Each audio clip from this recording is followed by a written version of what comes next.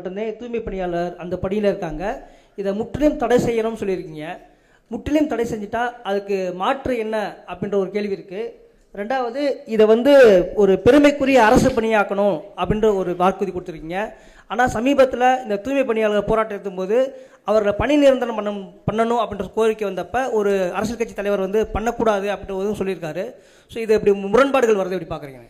இல்லை நம்ம இதில் என்ன தம்பி, ஒரு குறிப்பிட்ட சமூகம் செய்கிறதுங்கிறம்போது தான் இது இவங்க அது இழிவாக்குறதுறாங்க.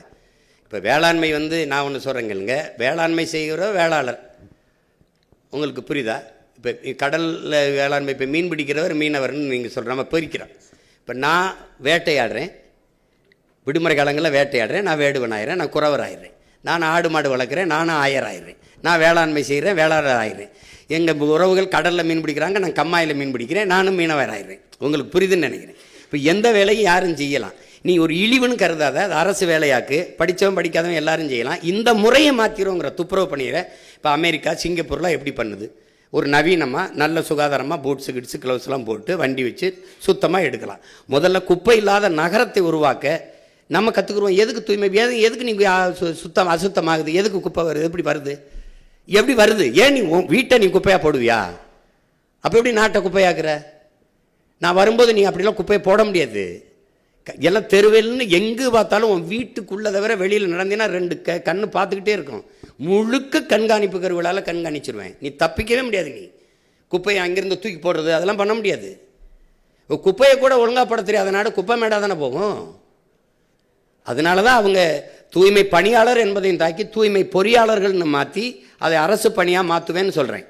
நீங்கள் அந்த பணியை நீங்கள் எதுக்கு, நான் அதுக்கு குப்பையில் தான் வச்சுக்கிறேன்னு நினைக்கிறீங்களா? மரக்கன்று நடக்கூடாதா? சொல்லுங்கள், மரக்கன்று நடக்கூடாது, மற்ற வேலைக்கு பயன்படுத்தக்கூடாதா? இந்த 10 ஆண்டு பசுமை திட்டம், பல கோடி பண திட்டத்தில் பல பேர் வேலைக்கு எடுப்பேன். அப்போ அந்த இடத்துல நீங்கள் அந்த பகுதி நேரம் போக, இப்போ தென்கொரியாவில் அவர் என்ன சொல்கிறார், போய் நீ பகுதி நேரம் சண்டை வரும்போது சண்டை போடு, இப்போ மாடு மேயின்னு சொன்னாரா இல்லையா? சொல்லுங்கள். சொன்னதை சிரிக்கிறீங்கல்ல. இப்போ நான் சொல்கிறது தானே அவர் இப்ராஹிம் ட்ரோரே பண்ணி கொண்டிருக்கிறாரு. ஒரு சின்ன பையன் ஒரு திடீர்னு ஒரு நிலத்துக்குள்ளே அவளை பண்ணும்போது நம்மளால் பண்ண முடியாதா? ஒரு கனவு இருக்கணும்ல. இப்போ நான் சொல்லும்போது சிரிக்கிறீங்களா? கெஜ்ரிவால் எப்படி பண்ணாப்புல? அந்த 5 ஆண்டுக்குள்ளே அந்த இதில் பண்ணிட்டார்ல, அவளை தூக்கி கொண்டு வந்துட்டார்ல. 60 ஆண்டுகளை நீ பண்ணலையே. அப்போ உனக்கு நோக்கம் இல்லை, அவனுக்கு நோக்கம் இருந்தது. தான் அங்கே அந்த பெரிய மனுஷன் அந்த பினராயி விஜய் எப்படி தரத்தை உயர்த்தி கொண்டு போயிட்டாப்புல.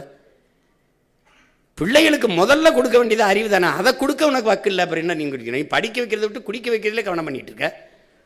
2000 அரசு பள்ளியை மூடுற, 2000 மதுக்கடையை கூட்டுற. சார்